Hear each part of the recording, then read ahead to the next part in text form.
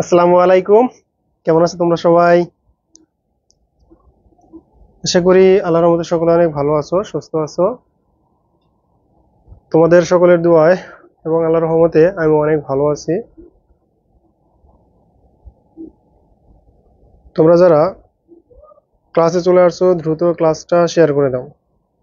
দ্রুত ক্লাসটা শেয়ার করে দাও।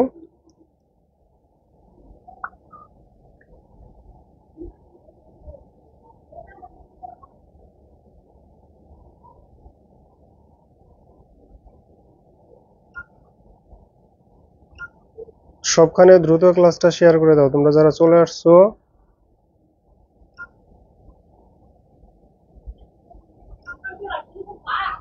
হ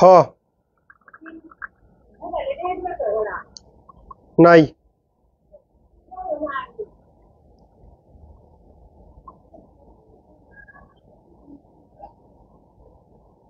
ওয়েট, আমি একটা মিনিট সাউন্ড কমায় নেই, ফোনটা সাইলেন্ট করে নেই।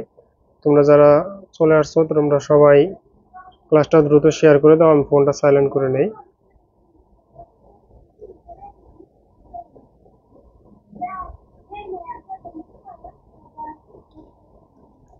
হ্যাঁ, সবাই দ্রুত ক্লাসটা শেয়ার করে দাও, দ্রুত। টাইম খুবই কম, তোমরা দ্রুত ক্লাসটা শেয়ার করে দিবা।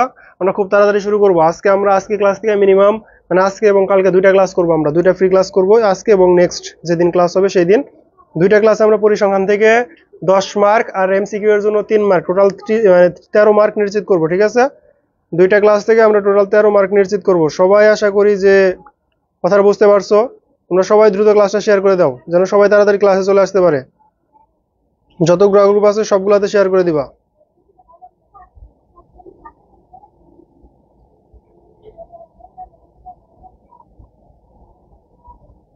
আমি আমার টাইম লাইনে ক্লাসটা শেয়ার করে দিই, তোমরা চাইলে তোমাদের টাইম লাইনেও ক্লাসটা শেয়ার করে দিতে পারো। আমি আমার টাইম লাইনে ক্লাসটা শেয়ার করে দিতেছি, তোমরা চাইলে তোমাদের টাইম লাইনে ক্লাসটা শেয়ার করে দিতে পারো। এটা তোমাদের ভালো লাগা তোমাদের খারাপ লাগা, ক্লাস শেষ হবে পরে টাইম লাইন থেকে ক্লাসটা ডিলিট করে দিবা, সমস্যা নাই। কিন্তু জাস্ট যে টাইমে তুমি ক্লাস করবা ওই টাইমে আপাতত তুমি তোমার টাইম লাইনে ক্লাসটা শেয়ার করে দিতে পারো। এটা ভাইয়ার তোমাদের প্রতি একটা অনুরোধ। জাস্ট আমি ক্লাস নিতেছি সেই হিসাবে তোমাদের প্রতি একটা অনুরোধ যে তোমরা যে টাইমে ক্লাস করবা ওই টাইমটুকু, যত টাইম ক্লাস করবা 5 মিনিট 10 মিনিট 15 মিনিট 1 ঘন্টা, যেটুকু সময় ক্লাস হবে ওই টাইমটুকু তোমার টাইম লাইনে ক্লাসটা রাখো। তোমার ফ্রেন্ডরাও যেন জানতে পারে যে আমাদের এখানে ক্লাস হচ্ছে, তারা যেন ওইখান থেকে ক্লাসে আসতে পারে, ঠিক আছে?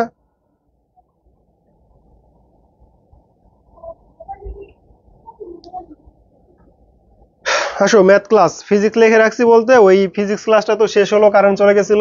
এই ম্যাথটা যারা ফিজিক্স ক্লাস উপস্থিত ছিল ওই ম্যাথটা করবা, এটার সাথে একবার এটা গুণ করবা, ওই এম বাই ক্ষেত্রফল, এটার সাথে এটা গুণ করবা এম বাই ক্ষেত্রফল, এটার সাথে এটা গুণ বাই এম বাই ক্ষেত্রফল করে এই ম্যাথটা করে ফেলবা। দেখবা যেটার চাপ বেশি আসবে সেটা মানে যেটার কম মানে চাপ কম আসবে, কম হবে কোনটায়? এইটা আর এটা, এইটার ক্ষেত্রে এই দুইটার ক্ষেত্রে গুণ করলে ক্ষেত্রফল বেশি হবে, তো চাপ কম হবে, ঠিক আছে? অবশ্য এই ম্যাথ করার ক্ষেত্রে তোমরা মিটার নিয়ে নিবা, এককটা মিটার নিয়ে নিবা। একটু বলে দিলাম তোমার বন্ধুদেরকে মেনশন করে জানিয়ে দাও ক্লাস শুরু হয়েছে। আজকে আমরা পড়ব পরিসংখ্যান।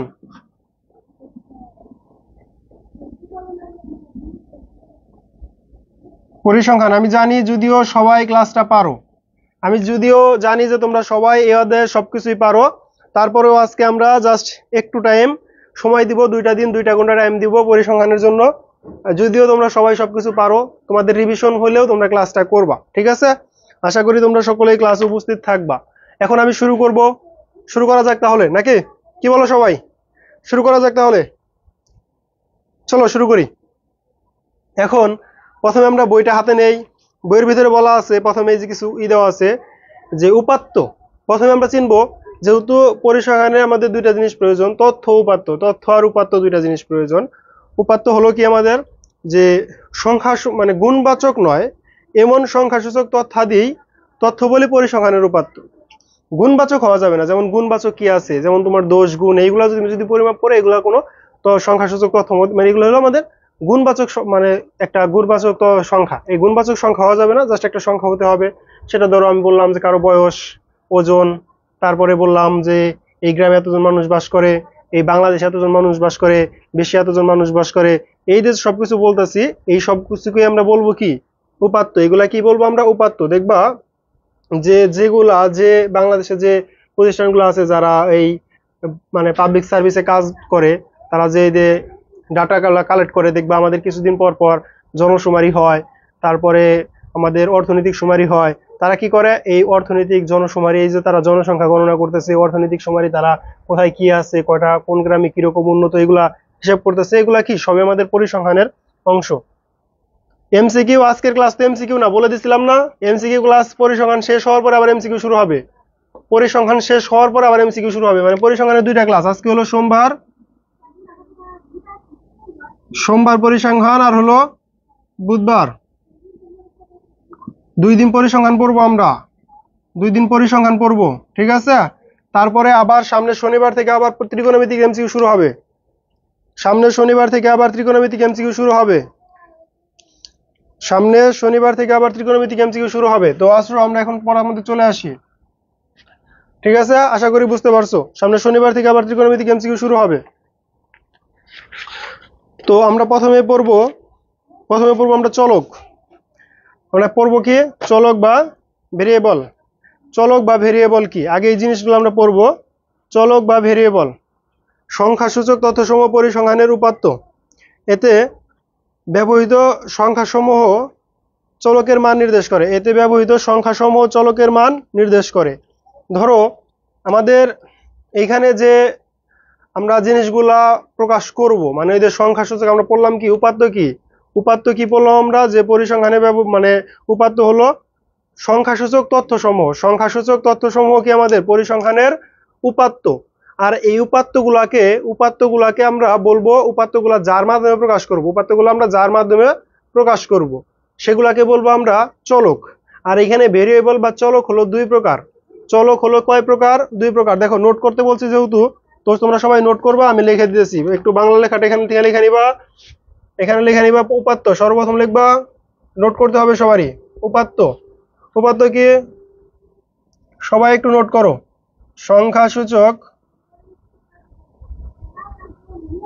সংখ্যাসূচক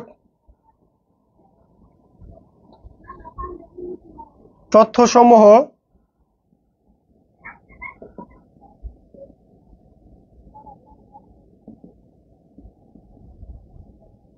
কেউ বলতে পারো ভাই এগুলো তো পড়ানোর প্রয়োজন নাই, এগুলো আমাদের পেইড ব্যাচের ক্লাস, যার কারণে আমাকে বেসিক পড়াইতে হবে। তাহলে আমরা কি বললাম? সংখ্যাসূচক তথ্যসমূহ পরিসংখ্যানের উপাত্ত। সবাই নোট করবা, এটা লিখে ফেলবা সবাই, সবাই এগুলো নোট করবা। তারপরে আসবো আমরা চলক। তারপরে আসবো কি আমরা? চলক। উপাত্তে ব্যবহৃত সংখ্যাসমূহ চলকের মান নির্দেশ করে। তার মানে উপাত্তে যে ব্যবহার করা হবে সেই সংখ্যাগুলোকে আমরা কি করবে? চলকের মান নির্দেশ করবে। তারপর আসো চলক 2 প্রকার। চলক 2 প্রকার। চলক কয় প্রকার? চলক 2 প্রকার। একটা হলো বিচ্ছিন্ন চলক,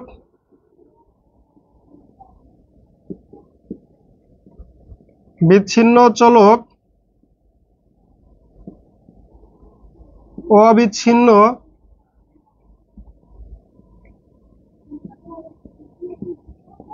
অবিচ্ছিন্ন চলক।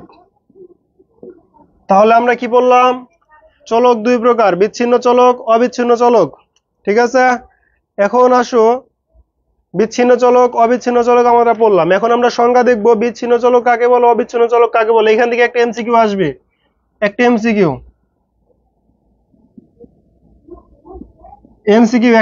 আসবে, একটা এমসিকিউ। এখানে কি বলবে?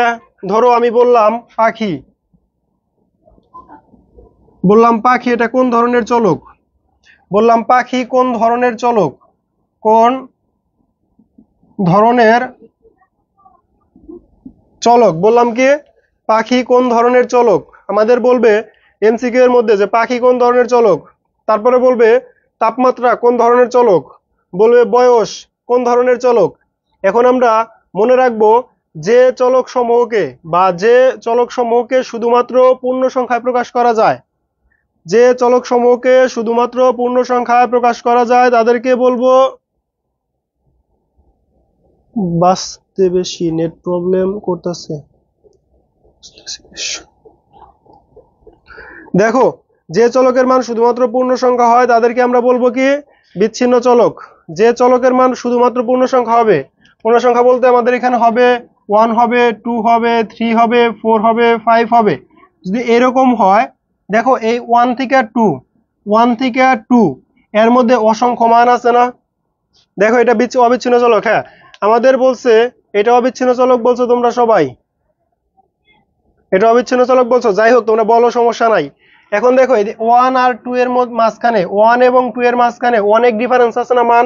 যেমন আমি যদি বলি 1.1 থেকে আমি এখানে 1.2, 1.3, 1.4, 1.5, 1.01, 1.02, 1.03 এরকম ভাবে যদি লিখি 2 পর্যন্ত কিন্তু অসংখ্য মান লিখতে পারবো, অসংখ্য মান লিখতে পারবো। তার মানে আমি এইখানে যদি আমি বলতাম 2/3, তার মানে আসতো কত? 1.5। দেখো এটা একটা ভগ্নাংশ। এটা কি? এটা মূলত একটা ভগ্নাংশ। আর আমরা যে এখানে লিখতেছি 1, 2, 3, 4, 5 এগুলা কি পূর্ণ স্বাভাবিক সংখ্যা, এগুলা কি পূর্ণ স্বাভাবিক সংখ্যা। তার মানে যে চলকের মান শুধুমাত্র পূর্ণ সংখ্যা হবে তাদেরকে বলবো আমরা বিচ্ছিন্ন চলক। বিচ্ছিন্ন বলতে 1 আলাদা, 2 আলাদা, 3 আলাদা, 4 আলাদা। এর মাঝখানে 1 থেকে 2 এর মাঝখানে অসংখ্য সংখ্যা ছিল, সেই সংখ্যাগুলো আমরা লিখি নাই বা আসে নাই। যেমন আমি যদি বলি যে আমার রুমে কতগুলা মানুষ আছে বা তোমরা কতজন ক্লাস করতেছো, তোমরা এখানে আমি দেখতেছি 61 জন ক্লাস করতেছো। তাহলে আমি বললাম যে কতজন ক্লাস করতেছো? 61 জন। দেখো হইতাছে 61 থেকে 62 হইতাছে অথবা 60 হইতাছে। আমি কি কখনো বলবো যে এখানে 60.5 জন ক্লাস করতেছে? আমি কিন্তু কখনো বলবো না এখানে 60.5 জন ক্লাস করতেছে বা 2.5 জন ক্লাস করতেছে বা 3 জন ক্লাস করতেছে। অথবা যখন আকাশে পাখি উড়ে যাবে, দেখো যখন আকাশে পাখি উড়ে যাইতেছে তখন কি আমি বলবো যে এখানে 10:30টা পাখি উড়ে যাইতেছে বা 12:30টা পাখি উড়ে যাইতেছে? এরকম কিন্তু আমরা বলবো না। আমরা বলবো না 1:30টা পাখি উড়ে যাইতেছে। আমরা কি বলবো? আমরা বলবো হয় 2টা পাখি উড়ে যাইতেছে, না হয় 3টা পাখি উড়ে যাইতেছে, না হয় 5টা পাখি উড়ে যাইতেছে।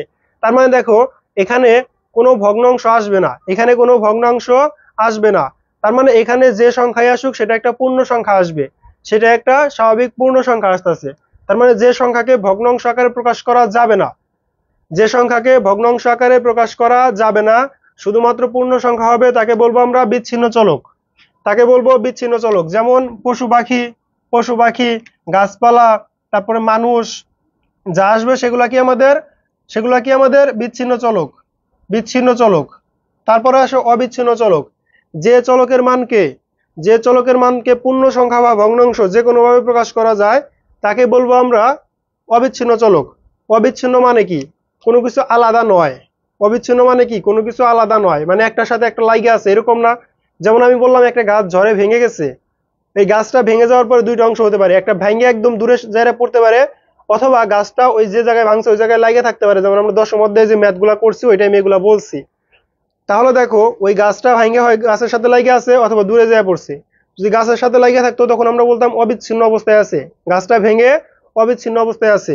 আর যদি গাছটা ভেঙে দূরে যায় পড়তো তখন আমরা বলতাম গাছটা ভেঙে বিচ্ছিন্ন হয়ে দূরে যায় পড়ছে। আমরা যারা দশম অধ্যায়ে পড়ছো তারা এইসব কথাগুলা জানো। দেখো তাহলে আমরা অবিচ্ছিন্ন কি? যা একটার সাথে আরেকটা লেগে থাকবে। যেমন আমি যদি বলি আমার বয়স আজকে 20 বছর, 22 বছর বা 15 বছর, আমরা যাই বলি না কেন আমাদের বয়স আমরা যা বলবো বয়স একবারে কিন্তু 10 থেকে 11 হয় নাই। বয়স কিন্তু একবারে 10 থেকে 11 হয় নাই। 10 বছর, তারপরে সেকেন্ড গেছে, তারপরে মিনিট গেছে, তারপরে ঘন্টা গেছে, তারপরে দিন গেছে, তারপরে মাস গেছে, তারপরে বয়স মানে বছরের দিকে গেছে। তার মানে কি আমাদের যে বয়সটা একবারে 10 থেকে 11 হইতেছে না বা 11 থেকে 12 হইতেছে না। এখানে প্রত্যেকটার মধ্যে কি আছে? একটা করে গ্যাপ আছে, মানে গ্যাপ বলতে একটার সাথে একটা লাগাই না আছে। কিন্তু এখানে আমার রুমে আমি একা আছি, যদি কেউ আসে হয় 2 জন হবে, এখানে 1.5 জন কখনোই হবে না। আমরা একজন আড্ডা দিতেছি 5 জন, একজন যদি আসে তাহলে 6 জন হবে, যদি একজন চলে যায় তাহলে 4 জন হবে। তার মানে হয় যাবে একটা পুরা, না হয় একটা পুরা আসবে। যদি এরকম হয় তাহলে সেটা বিচ্ছিন্ন। আর যদি লেগে থাকে, যেমন তাপমাত্রা কিন্তু একবারে 9 থেকে 10 হয় না। তাপমাত্রা কিন্তু একবারে 9 থেকে 10 হয় না। কি হয়? 9.01 ডিগ্রি করে বাড়ে, 2 ডিগ্রি করে বাড়ে, এরকম হয়। মানে আমরা বলি না 9.5 ডিগ্রি সেলসিয়াস তাপমাত্রা আজকে, 9.3 ডিগ্রি সেলসিয়াস তাপমাত্রা আজকে, এরকম।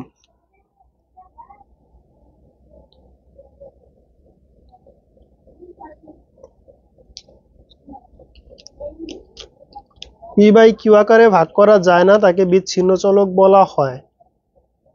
এখন দেখো আমরা এইটা যে কথাটা বলছো এই কথাটা আমরা এখানে না বললে বেটার হয়, যে ভাই পি বাই কিউ আকারে যা বলছো সমস্যা নাই।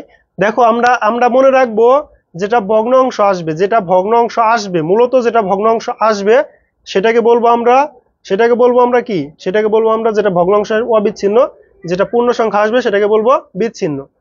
বিচ্ছিন্ন অবিচ্ছিন্ন ক্লিয়ার হয়েছে সবার? সবাই বুঝতে পারছো? এখানে আমি কি মানে তোমাদের বিচ্ছিন্ন অবিচ্ছিন্ন নিয়ে যে কথাগুলো বললাম বুঝতে পারছো সবাই? হ্যাঁ, অবিচ্ছিন্ন হলো আমাদের, অবিচ্ছিন্ন চলকের মধ্যে আসবে আমাদের সময়, সময়, তাপমাত্রা,